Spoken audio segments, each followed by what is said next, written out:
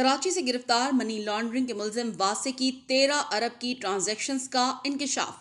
आप देख रहे हैं धरती न्यूज और मैं हूं सदफ मंजूर।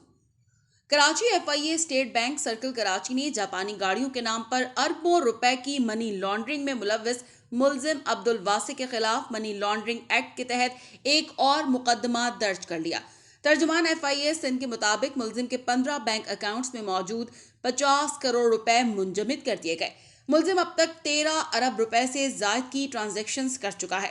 मुलजिम की कराची और कोयटा में मौजूद जायदादों, जिनमें क्लिफ्टन में 3 बंगले, कोयटा में कमर्शियल प्लॉट्स, दुकानें, लैंड क्रूजर, गाड़ी वगैरह का पता लगा लिया गया है, जिनकी मालियत करोड़ों रुपए में है। तर्जुमान के मुताबिक मुलजिम की जायदाद बहक़ सरकार जब्त करने के लिए कार्रवाई जारी है, जिनकी मालियत लाखों रुपए है। मुलजिम का पीसीएसएच कराची में शोरूम है और केपीके में मुकीम मुख्तलिफ अफराद के नामों पासपोर्ट पर दोबारा वसूली शुदा इंपोर्टेड जापानी गाड़ियां मंगवाता था।